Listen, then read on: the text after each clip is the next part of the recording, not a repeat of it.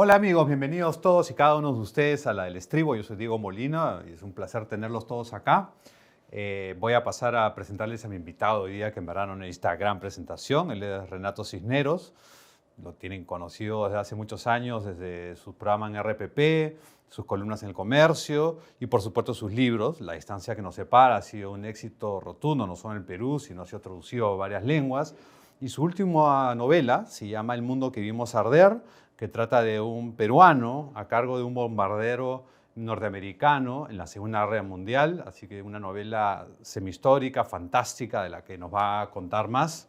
Con eso, Renato, bienvenido. Querido Diego, qué gusto verte. Igualmente. O Molina, como salud. te digo yo, en la intimidad de nuestra amistad.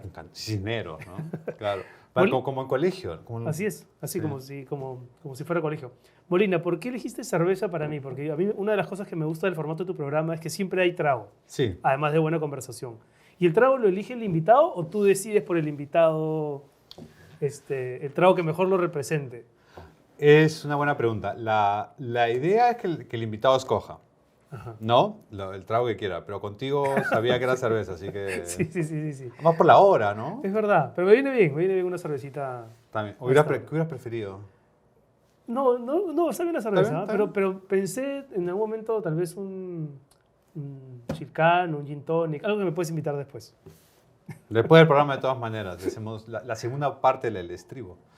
Te quería preguntar, y te lo quería preguntar en el programa, pero también siempre es, ¿a cuántos idiomas ha traducido La distancia que nos separa? No tantos tampoco, ¿ah? Si uno se pone a pensar que hay libros que son traducidos a 20 lenguas, pero se ha traducido a 8 lenguas, que igual para mí es mucho, pensando en que cuando yo escribí esa novela no pensé que su impacto iba a irradiar lo nacional y salir a otros países, que se iba a leer en otros países.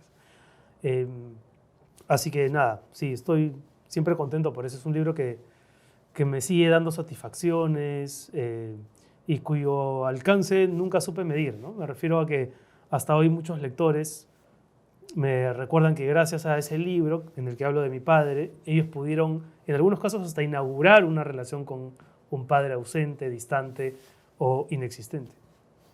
Una vez que leyeron tu libro, Sí, abrieron el espacio para... sí, porque el movimiento más interesante que le puede ocurrir a un libro o a un autor no es lo que tu familia piense de tus libros cuando los libros son familiares, ¿no? Si uno escribiese pensando en lo que va a pensar la familia, pues te repliegas, no te arriesgas. Hay que vencer el cerco familiar para tratar de dialogar con un lector que no tiene nada que ver contigo tal vez, pero que tiene un padre, una familia, en fin, una circunstancia. Entonces la operación más interesante es la que hace ese lector de leer y pensar en lo narrado, pero también en lo vivido. Pero te generó problemas familiares el libro finalmente, porque hablas de temas de los Cisneros. ¿Eso ya llegó a mejor puerto o hay todavía unos problemas internos familiares? O sea, se generaron incomodidades. Tal vez lo más doloroso fue que los hijos del primer matrimonio de mi papá, mis hermanos, interrumpieran su relación conmigo, ¿no? Con una de ellas sí he logrado volver a conversar y me parece que poco a poco recuperaremos lo que en su día fue una relación muy llevadera.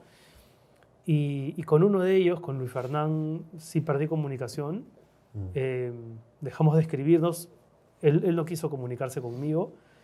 Y él murió el año pasado, ¿sabes? Murió el año pasado. Yo siempre que venía a Lima guardaba la esperanza de poder sentarme a conversar con él. Y eso nunca se logró. Nunca se pudo. Qué pena eso, ¿no? Pero yo creo que en la literatura tienes que entregarlo todo, ¿no? O sea, no vale y sabes que pueden pasar estas cosas, ¿no? Sí, pero en ese momento hay que escribir sin pensar en las expectativas de nadie, ¿no? Ni de tu familia, ni de tus amigos, ni de tus editores, ni de tu agente, ni siquiera de la gente, de los lectores. O sea, yo creo que la figura del lector no es importante durante la escritura. Creo que es importante después. O sea, a diferencia del periodista, ¿no? Claro. Que hace mal si no piensa en el lector mientras escribe, el escritor creo que hace mal si piensa en el lector mientras escribe. La importancia del lector aparece luego, cuando el libro ya no te pertenece tanto a ti y viene el lector a veces a explicarte el libro que tú has escrito. Desde a su decirte, visión. oye, tu libro también tiene esta otra metáfora o este subtexto. Y eso te voy a decir de tu libro ahora también, de tu nuevo libro. Y estoy seguro que me vas a Pero, decir cosas que yo no habría pero, carburado cuando escribía la novela. pero teniendo ya 2 hijas, porque acabas de ser padre nuevo, hace poco, ¿no? Hace un mes y medio. Me dice, ¿no piensas en ellas? Pues dices, oye, qué roche, van a leer mi libro. Sí, papá. No, me da más bien por la otra vertiente, ¿no? Por hablarles a ellas a través de esos libros también.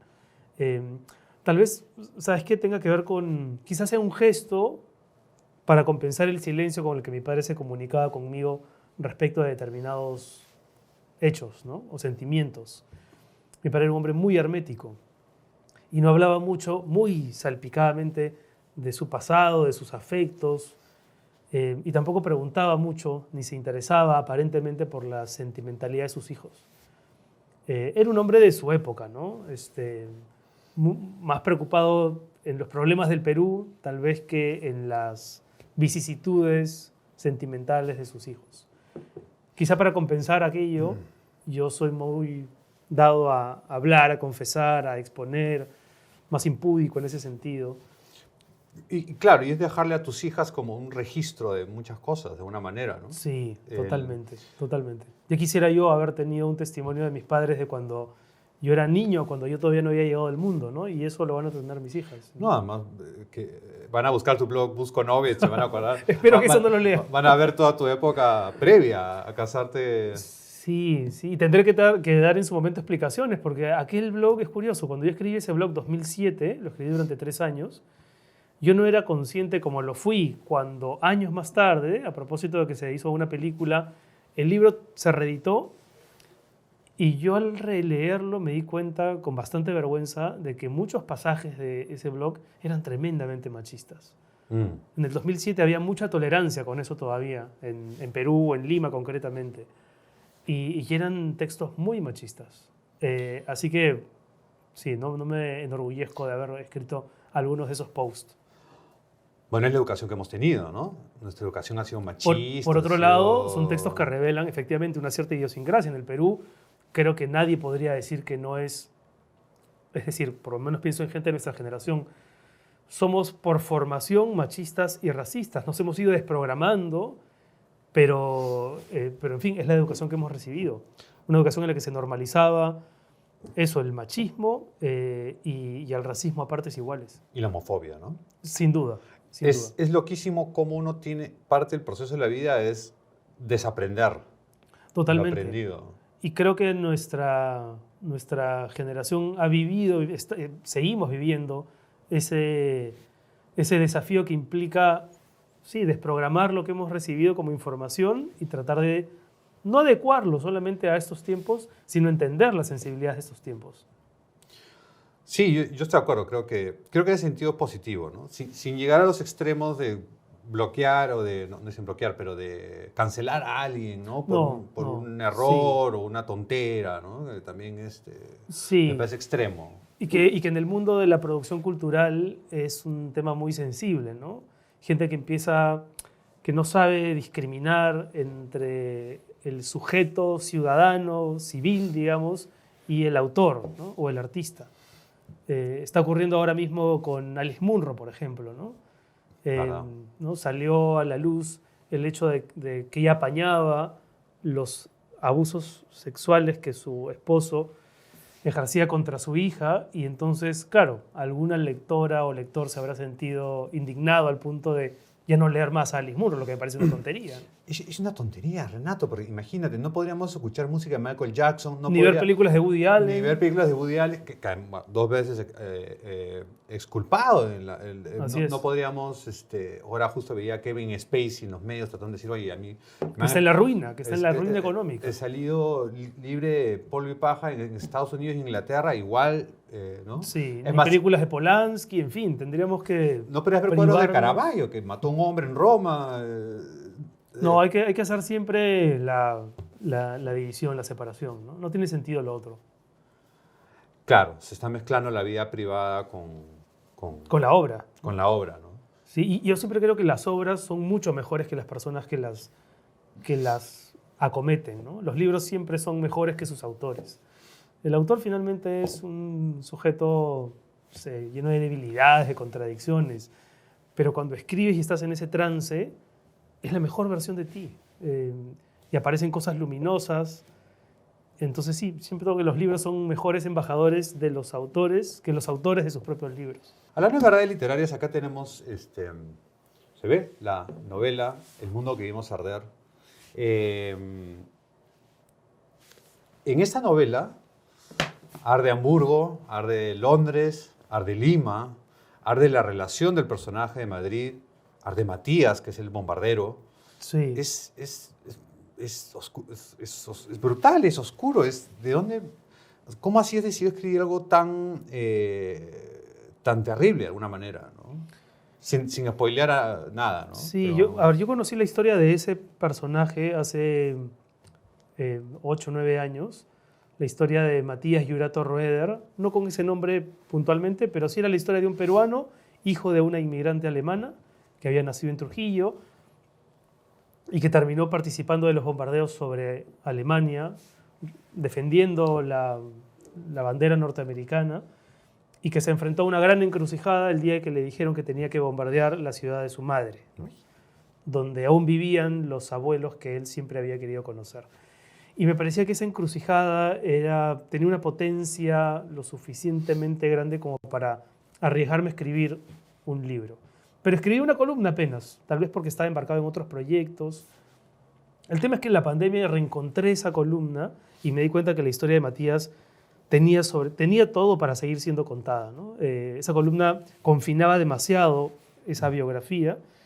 Y como estábamos en pandemia y no podía viajar a Trujillo para intentar hacer una pesquisa periodística, que fue mi primera intención, dije, bueno, voy a hacer ficción, voy a inventarme cómo ese hombre llegó a esa encrucijada. Y a medida que escribía sobre este bombardero que incendia ciudades, me di cuenta que también estaba hablando sobre mi propio proceso migratorio, ¿no? Y cuando uno migra, incendia un puente, ¿no? Incendia de alguna forma también un pasado. Y me pareció curiosa la coincidencia de que las ciudades protagonistas de la historia hayan sido bombardeadas en algún momento. Madrid, en la Guerra Civil, Hamburgo en la Segunda Guerra, Lima durante la época de violencia terrorista, y hasta Trujillo, que es un dato que no está consignado en la novela, pero Trujillo también fue bombardeada por Sánchez Cerro, si no me equivoco, ¿Ya? En esta lucha con los apristas y tal. Así que bueno, la metáfora estaba servida, ¿no? Para tratar de entender qué significaba el fuego y estas ciudades ardiendo. Y hablamos de la escritura de un libro entre el 2020 y el 2023, que han sido los años en los que yo siento se ha agudizado más la sensación de estar en un mundo que está ardiendo, totalmente, ¿no? Las categorías políticas ya no son las mismas, ciertos paradigmas han caído para siempre, lo que antes entendíamos por derechos humanos, libertad de expresión, ya no vale igual, ¿no? Se reinterpreta la Constitución al antojo de quien lo necesita. No sé, yo siento que estamos en un cambio de época, ¿no? En un giro brutal. Y esa sensación de un mundo ardiendo, a la vez que hablaba de una guerra de hace 80 años, también creo que habla del mundo contemporáneo. Claro, un mundo contemporáneo donde nadie pensó que iba a haber otra vez una guerra en Europa y ahí estamos, ¿no? Yo no pensé, de hecho, cuando empecé a escribirla no había ocurrido lo de Ucrania. Y por eso genero una historia paralela que ocurre en el presente, porque no quería que mi novela únicamente tratara de la Segunda Guerra Mundial, ¿no? Pensé que la guerra era un tema anacrónico, ya tantas veces revisitado, pasado de moda. Y mientras ya estaba corrigiendo las galeradas, aparece lo de Ucrania. Y luego lo de Franja de Gaza. Y toda la mecánica y la retórica de la guerra, que uno podría haber creído, ¿no?, sepultada, confinada al pasado, volvía a actualizarse. Hay un personaje en tu novela que lo despiden de radioprogramas por sus ideas políticas. ¿Alguna pareció con la realidad? No, a ver, ese personaje se parece a mí en muchas cosas, pero en otras no, ¿no? Y no sé si en la novela lo despiden por sus opiniones políticas. No sé si a mí me despidieron por mis opiniones políticas. Quiero creer que no.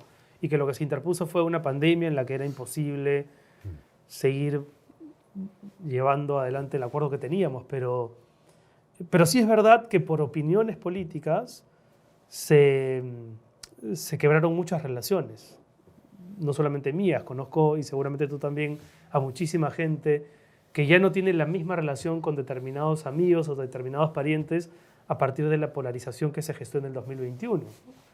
Y esa es una forma también de aniquilar vínculos, ¿no? Terrible, penosa, a mí me da mucha pena. Estoy totalmente de acuerdo. Es más, creo que tú y yo tenemos ideas diferentes políticas. Creo que los dos somos liberales desde el punto de vista de las libertades sociales, Sí. ¿no?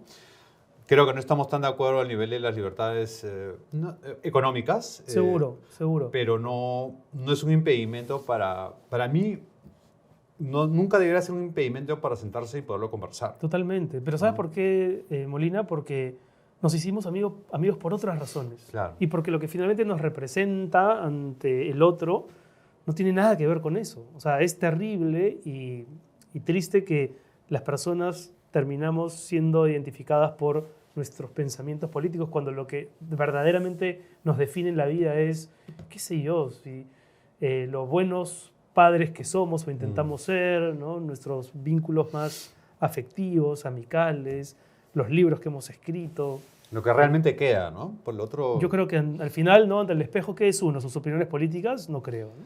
Y además, incendiar puentes, usando tu analogía, debido En nombre de esas ideas. en nombre de esas ideas o de esos políticos, ¿no? También, No, también. No Sí. No es para tanto, ¿no? O No sea, es para digamos, tanto. o sea, yo estoy de acuerdo con ser pasional ante temas políticos y, por supuesto, defiendo a tal, pero eso no es algo personal.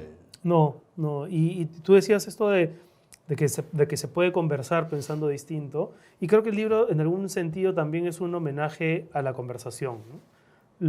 Digamos, todo se desflagra a través de una conversación. La conversación del personaje contemporáneo con el taxista, la conversación de Matías en el barco con el que termina siendo su padre putativo. Hay muchas conversaciones. Yo quería que el libro también sea como una especie de homenaje al diálogo. Pasan cosas importantes cuando la gente se sienta a conversar, ¿no? Hay una frase de Paul Valéry que es famosa y que a mí me parece que representa muy bien el verdadero drama de la guerra. Las guerras son esos lugares donde jóvenes que no se conocen ni se odian se masacran siguiendo órdenes de viejos que sí se conocen y sí se odian, pero no se masacran, ¿no? Esa para mí es una síntesis de la guerra, de cualquier guerra, ¿no? De este genocidio que está ocurriendo en Franja de Gaza y de lo que está sucediendo también todavía en Ucrania.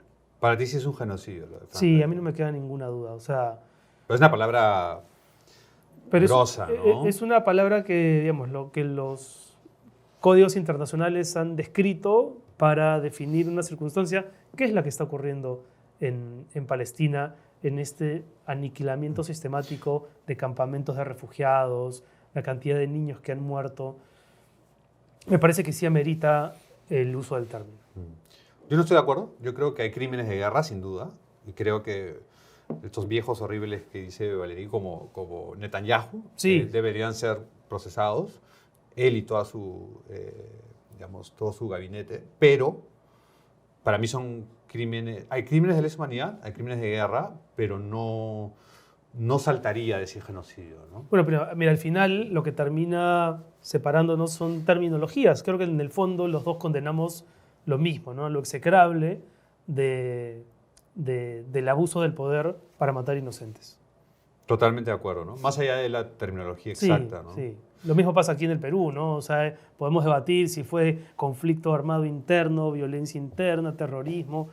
Al final lo más sustantivo es tratar de entender por qué sucedió aquello. De acuerdo. Y erradicar cualquier posibilidad de que vuelva a reaparecer. Por ejemplo, yo no estoy de acuerdo con el conflicto armado interno. Yo creo que es una terminología de derecho humanitario que se aplica, como pasó en otros países, donde sí hubo una parte de la población que se levantó contra el gobierno, algo mucho más parecido a una guerra civil. Yo creo que, por ejemplo, Sendero en su mejor momento no tuvo, y creo que está de puño y letra de Abimael, que no tenía más de 9.000 personas realmente miembros de esta cosa, de este aparato monstruoso que era Sendero Luminoso, ¿no? Pero nuevamente yo siento que eso termina siendo lo de menos y lo demás termina siendo reconocer lo que sucedió, ¿no? Que hubo una insurgencia terrorista brutal y una respuesta del Estado que también supuso unos excesos igual de criminales.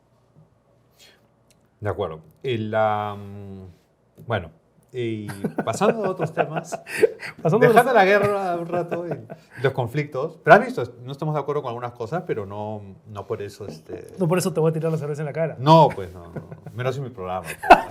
Claro, puedo tener la delicadeza de esperar que termine. Sí. ¿Qué proyecto se viene? ¿Qué estás, o sea, ya has entrado al mundo de la ficción, te has mandado con la Segunda Guerra? ¿Qué se viene? Bueno, ahora mismo en realidad estoy dedicado a la docencia, si puede llamarse así. Estoy dictando talleres de escritura creativa virtuales. Yo vivo de eso y de mis columnas periodísticas. Entonces me ha quedado poco tiempo para escribir. Es la primera vez en mi vida que por dedicarme tanto tiempo a algo, estoy sacrificando horas de escritura. Tengo un proyecto en la cabeza, tengo en verdad 3 libros en la cabeza que ojalá llegue a materializar. El que espero escribir el próximo año, ojalá, creo que sí te he contado en algún momento, es sobre un feminicidio ocurrido en Madrid en los años 70. Es una historia tremenda, en plena dictadura militar, y en la que hay un personaje peruano involucrado, que es Kiko Ledgar. Involucrado en tanto fue familiar de la mujer a la que mataron, ¿no? Entonces hay una historia ahí que me parece que es un true crime, que es un género en el que nunca he entrado, y eso es lo que quiero hacer, o sea, tratar de explorar voces que antes no me han resultado familiares. ¿Y qué tal ha ido al mundo que vimos arder, por ejemplo, en ventas, considerando no sé cuánto vendió La distancia que nos separa, que es el libro que hablas de ti mismo, la relación con tu padre? Ese libro debe haber vendido, no sé... Ese libro debe haber vendido 60.000, 70.000 ejemplares, más o menos. Tú sabes que en Estados Unidos, que tú sabes que todo lo miden, ¿no? El 95% de libros en promedio no vende más de 5.000 copias. ¿En serio? Bueno, vamos a estrenar el programa, Renato, con lo que llamamos el último trago, el último sorbo, que es un ping-pong. No me quedan varios todavía, pero... Ah, ya. Entonces vamos a Salud por vernos. Salud, Renato. Qué gusto. ¿Cuál es la peor cita que has tenido? ¿La peor cita? Sí. O sea, cita amorosa, pues, ¿no? Qué buena pregunta, la peor cita. No sé si fue la peor, pero recuerdo una cena en la que fue a un restaurante con una chica, ella se paró para ir al baño y yo me adelanté en pedir una botella de vino para sorprenderla cuando ella llegara, pero ella estaba tomando antibióticos. Entonces me tuve que tomar la botella yo solo, y ya sabes lo que pasa cuando uno se emborracha y el otro no, ¿no? Los chistes malos, las impertinencias, los eructos. Entonces la cita empieza a convertirse muy rápidamente en una circunstancia bastante desagradable. En la primera y la última. Claro. Fue la primera y de hecho fue la primera y la última. Sin duda, claro. Sí. Claro. ¿Cuál es tu canción favorita en el karaoke? Así para darlo todo. Para darlo todo en el karaoke. Desesperado, de José José. Me sale muy bien. ¿Ah, sí? Me salen unos graves por los cuales nadie esperaría. La última pregunta. ¿Has tenido alguna experiencia que te ha dado intuición que existe otra vida o algo místico? Qué buena pregunta. No personalmente. No personalmente. Tengo un amigo que en la pandemia estuvo en cuidados intensivos como 17 días, y cuando salió de cuidados intensivos me llamó para contarme que había tenido sueños en los que tal vez sí se cumplía eso, ¿no? Había soñado con sombras que eran sus padres o abuelos, gente que acababa de morir muy querida y que le decían: ¿tú qué haces aquí? Todavía no te toca, vete. Él está entubado, ¿no? Claro. Y solamente después de esa experiencia recordó esos sueños, y tal vez eso es de lo que he escuchado lo más impactante, que me haga pensar en que tal vez hay otra dimensión, ¿no? Pero no, nunca yo he vivido cercanamente una experiencia de ese tipo. ¿Y a tu amigo lo cambió esa experiencia? ¿Lo volvió más religioso? Hace tiempo que no converso con él, pero no lo cambió tanto, no lo transformó. Pero sí, yo creo que sí lo tiene que haber marcado, sin duda. Claro. Sin duda. Cuando murió mi padre, creo que pasó un año, mis padres dormían de la mano. Y un día yo tengo pesadillas, todavía vivía con mi madre, y voy al cuarto de mi mamá y le encuentro sobre la cama, mi papá ya había muerto, con la mano abierta. No. Y para mí fue muy conmovedor, ¿no? Recordé que cómo dormía con mi papá. Sentí que le estaba dando la mano al fantasma de mi padre.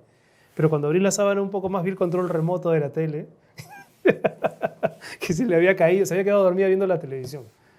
Claro. Entonces, lo que en el instante parecía una postal, eso, ¿no? De una vida que trasciende, en realidad era un equívoco. Se le había caído el mando. Quizás eran un poco las dos cosas, ¿no? O tal vez. Pasa sí. en la vida, ¿no? Que hay a veces... O a lo mejor uno como escritor quiere ver en el hecho mundano, ¿no? Darle al hecho mundano una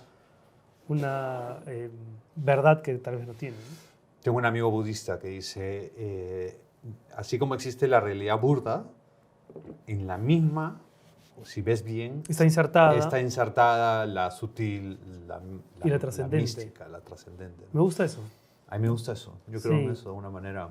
Y creo que cuando uno escribe y esto es un canal, ¿no? Sí, sí. Recordar lo que decía Mario Lebrero, ¿no? Él dice, hay tres entidades cuando uno se enfrenta a un libro. Está el yo, el otro yo y el super yo. El yo es el sujeto que vive lo que tiene que vivir, ¿no? Que paga sus cuentas, que hace el amor, que tiene necesidades fisiológicas, que deja en el colegio a sus hijos. El otro yo es el que escribe, ¿no? El que busca replegarse de la realidad para intentar entender la realidad a través de la escritura. Y el super yo es el que corrige, el que edita, el que pule. Y dice él, más vale que el super yo sea el genial. Los otros dos no importa. El genial tiene que ser el que corrige. No tanto el que escribe, sino el que da el puntillazo final. Pero que no reprima, ¿no? Pero que no reprima, sí. ¿Estás mandándole un mensaje subliminal a alguien o qué? ¿Tú crees? No sé. No. Digo que está bien editar, pero a veces de lo que hablamos al comienzo de la conversación. Sí. No importa si se molesta fulanita, menganito. Ah, no, eso no. Pero un editor, por ejemplo, yo creo, ya para ir concluyendo, creo, Sí. Un editor es valiosísimo porque uno pierde distancia crítica con su trabajo. Molina, ¿no? Uno escribe y está tan metido en el encuadre de la historia que está contando que no es capaz de ver lo que está sobrando, lo que está desacomodado. Es el editor el que te dice, oye, aquí está pasando esto, ten cuidado, De acuerdo, no es un trabajo tan solitario como la gente piensa al final del día. Sí, no, yo creo que la literatura es un acto coral. Uno escribe para ser leído y cuando es leído se completa el ejercicio, ¿no? De acuerdo. Sí, es un acto solitario, pero al mismo tiempo también es eso, ¿no? Que crea comunidad. Es un acto que crea comunidad. Es un ejercicio comunitario.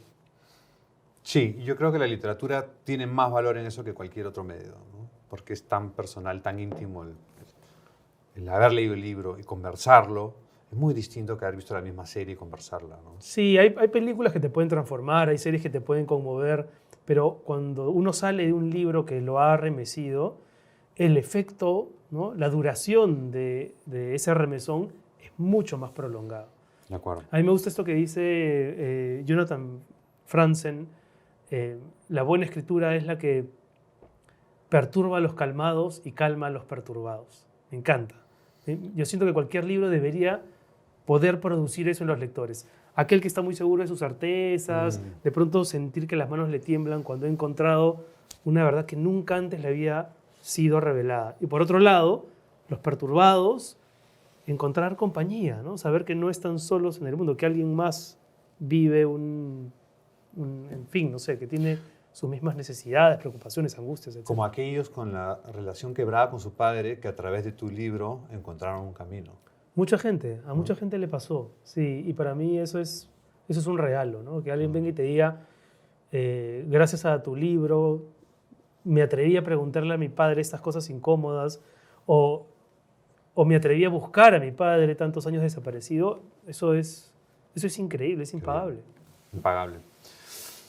Impagable también esta conversación, Renato. Qué gusto. No tenemos nada más, bueno, tenemos mucho más que hablar, pero ya será en otro momento.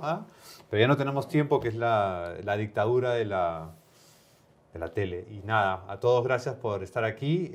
Búsquenos en el canal de Perú 21. También nos pueden buscar en YouTube como La del Estribo, Diego Molina. Y ha sido un gusto tener a Renato acá y a todos ustedes. Chao, nos estamos viendo. Gracias, Molina.